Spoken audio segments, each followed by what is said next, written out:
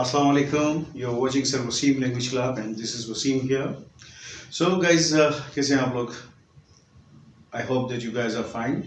तो guys, आज हम सर वसीम लैंग्वेज क्लब में आपके लिए पहली एक ग्रामर वीडियो लेकर आ रहे हैं और आज हम अपनी बात बिल्कुल बेसिक से शुरू करेंगे. नॉर्मली ग्रामर को लेकर ऑफ कोर्स ज़्यादातर लोग कंफ्यूज हो रहे होते हैं, but grammar is not a confusing thing.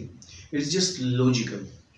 मतलब ये सिर्फ लॉजिकल होती है. अगर इसके लॉजिक आप समझ जाएं तो मेरा ख्याल नहीं है कि फिर आपको कोई कन्फ्यूजन होती है. और दरअसल स्कूल टाइम से हम लोग जो ग्रामर पढ़ते आए हैं वो लेसन ग्रामर होती थी, लैंग्वेज नहीं होती थी. तो that's what the problem we had. मगर नाउ आज हम इंशाल्लाह कोशिश करेंगे आपके लिए कि ग्रामर की सबसे पहली बेस आज आपको बताएं और स्टार्ट करें एक बिल्कुल बेसिक टॉपिक से.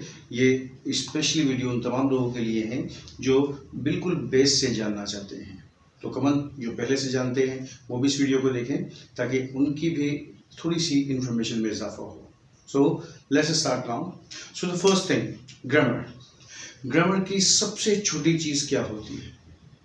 देखिए, इंग्लिश लैंग्वेज बेसिकली शुरू होती है अल्फ़ाबेट से. अब इंग्लिश में एक चीज़ होती है जिसे हम कहते हैं अल्फ़ाबेट. अल्फ़ाबेट हमारी ABCD A to Z जो है हमारी ये अल्फ़ाबेट कहलाती है. अच्छा, अल्फ़ाबेट ही के जैसे हमारे पास और भी चीज़ मौजूद है जिसे हम कहते हैं लेटर्स.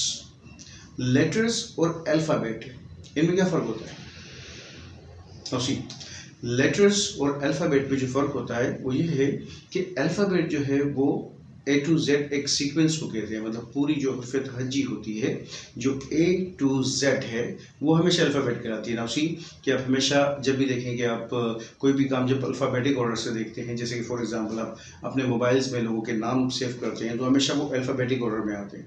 पहले A वाले, फिर B वाले, फिर C वाले. फिर इसी तरीके से अगर आप डिक्शनरी में कोई वर्ड सर्च करते हैं तो वो अल्फ़ाबेटिक ऑर्डर में होता है. पहले ए के तमाम अल्फाज, फिर बी के, फिर सी के. तो अल्फ़ाबेटिक का मतलब ही सीक्वेंस होता है. अब इसमें से किसी भी एक लेटर को, मतलब किसी भी एक हुर्फ को अगर आप इंडिविजुअली उठा लें तो वो अपनी आइडेंटिटी लेटर के नाम से रखता है. यानी कि अगर A to Z में से मैंने S ले लिया तो S मेरा क्या हुआ? अकेला S जो है वो एक लेटर है और A to Z ये सब क्या है? अल्फ़ाबेट है. तो बेसिकली लेटर्स इंडिविजुअली होते हैं. आपने शायद अपने स्कूल टाइम्स में, अपने कॉलेज टाइम में फॉर्म्स वगैरह जब फिल किए होंगे तो आपने देखा होगा तो उसमें लिखा होता है कि ब्लॉक लेटर्स. अल्फ़ाबेट नहीं लिखा होता क्योंकि जाहिर सी बात है अपना नाम जो है वो लेटर से लिखते हैं. हम पूछते भी हैं कि भाई आपके नाम में कितने लेटर्स आते हैं. तो लेटर्स और अल्फ़ाबेट ये एक छोटा सा डिफरेंस था जो आपने जाना अभी. अब लेट्स बिगिन. हमारी लैंग्वेज में मेरे ख्याल से सबसे छोटी चीज़ जो है वो बेसिक ABCD है. तो ABCD तो सबको आती होगी. ABCD आती है ना? बड़ी ABCD आती है, छोटी ABCD आती है. चलो छोटी ABCD सुनाओ.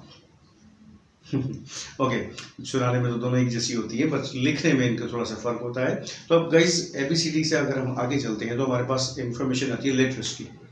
तो लेटर्स कि आप किसी भी एक लेटर को देख लें, जब हम लेटर्स को उठाते हैं यानी लेटर्स को लेते हैं और उनको हम जोड़ते हैं तो now see the sequence we have कि हमारी लैंग्वेज शुरू होती है कि जब हम लेटर्स को आपस में जोड़ेंगे तो वो जो चीज़ क्रिएट करेगा वो है वर्ड. राइट?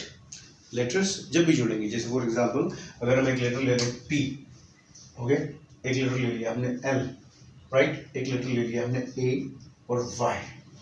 अगर हम इन सब को जोड़कर एक सीक्वेंस में लिख दें तो ये वर्ड क्या बन जाएगा? ये बन जाएगा वर्ड, प्लेन. राइट? इसी तरीके से जब वर्ड्स को यानी कि जब लेटर्स से जुड़ते हैं तो चीज़ें बनती हैं वर्ड्स, और जब वर्ड्स को आपस में जोड़ो तो फिर वो बन जाते हैं सेंटेंस. और गाइस यही लैंग्वेज का एक बस सीक्वेंस है कि बात शुरू होती है लेटर से, लेटर के बाद वर्ड और वर्ड के बाद सेंटेंस. और इसी सीक्वेंस को अगर आप समझ जाएं तो डेफिनेटली आपके लिए लैंग्वेज इतनी आसान हो जाएगी. Just like ABCD, very simple. Okay, how? Now let me tell you. यहाँ पर हमारे पास क्या क्या इन्फॉर्मेशन आ सकती है. नाउ सी कि हमने जब लेटर्स जोड़े, जैसे PLAY को जोड़ के वर्ड बनाया प्ले. अब इसी तरीके से अगर मैं कुछ और वर्ड्स ले लूँ, जैसे कि फॉर एग्जांपल मैंने ले लिया V, राइट, उसके बाद मैंने ले लिया यहाँ पे प्ले, और इस प्ले के बाद मैंने यहाँ पे लिख दिया क्रिकेट. ओके, तो वी प्ले क्रिकेट। ना उसी के वी एक वर्ड है, प्ले एक वर्ड है, क्रिकेट एक वर्ड है, इसको हमने जोड़ा तो ये बन गया सेंटेंस। और लैंग्वेज क्या होती है? जब आप सेंटेंस के बाद एक सेंटेंस, सेंटेंस के बाद एक सेंटेंस कहते हैं तो वो लैंग्वेज बन जाती है। तो उसका मतलब सी कि लैंग्वेज का सफ़र हमारा शुरू हुआ लेटर से और हमारे सफ़र की आखिरी जो मंजिल थी वो क्या थी? सेंटेंस। तो इट्स वेरी सिंपल। अब यहाँ पर आपने ये जानना है कि ग्रामर आपको किस तरह से हेल्प करती है इन चीज़ों को फॉर्मेट करने में। तो सी गाइस, लेटर्स तो वो चीज़ है जो आपको स्टडी नहीं करना है। डेफिनेटली आप सबको याद है ये लेटर्स होते क्या हैं। वर्ड्स, अगर आप वर्ड्स को पढ़ना चाहते हैं तो वर्ड्स को पढ़ने के लिए हमारे पास ग्रामर में क्या चीज़ मौजूद है? तो नौसी कि अगर आप वर्ड्स को स्टडी करना चाहते हैं तो वर्ड्स को स्टडी करने के लिए हमारे पास ग्रामर में जो चीज़ मौजूद है उसे हम कहते हैं parts of speech. Parts of speech, मेरा ख्याल है कि आप सब ने ही ये वर्ड्स कई बार सुना होगा। मगर जब भी हमसे पूछा जाता है कि पार्ट्स ऑफ स्पीच होते क्या हैं तो हम कहते थे भाई noun, pronoun, verb, adverb, adjective, नाम ले लेते हैं उनका। मगर एग्जैक्टली वो है क्या? एग्जैक्टली वो है अल्फाज। अब आप कोई भी एक जुमला बनाते हैं तो उस जुमले को बोलने के लिए आप जो जो लफ्ज़ अपने जुमले में यूज़ कर रहे होते हैं वो सारे लफ्ज़ कहाँ से आ रहे हैं? पार्ट्स ऑफ स्पीच में से। पार्ट्स ऑफ स्पीच हमारी वर्ड्स फैक्ट्री है। ये हमें वर्ड्स देती है और इन वर्ड्स को हम यूज़ करके सेंटेंस की सूरत में लाते हैं। और जब हम सेंटेंस की सूरत बनाते हैं तो यहाँ पर हमारे पास सेंटेंस को समझने के लिए, यानी कि जुमला, ये जो मैंने वी प्ले क्रिकेट लिखा, ये वी पहले क्यों लगाया, प्ले बाद में क्यों लगाया, क्रिकेट आखिर में क्यों लगाया, ये सब जानने का जो हमारे पास एक प्रोसेस होगा उसके लिए हमें पढ़ना पड़ेंगे टेंसेस। टेंसेस। तो अगर आप टेंसेस को स्टडी करेंगे तो वो आपको बताएंगे कि आपने किस वर्ड को किस जगह पुट करना है। तो यहाँ पर देखें, अगर लैंग्वेज को हम शुरू करते हैं अपने पार्ट्स ऑफ स्पीच से और हम इसको अच्छे से स्टडी कर लेते हैं और उसके बाद फिर हमारे पास टेंसेस की थोड़ी सी ग्रिप आ जाती है तो इसका मतलब सेंटेंस फॉर्मेटिंग जो है, यानी सेंटेंस बनाना जो है वो स्टार्ट हो जाएगा। और अगर आप सेंटेंस खुद से बनाने लगेंगे तो दैट्स इट, लैंग्वेज हो गई।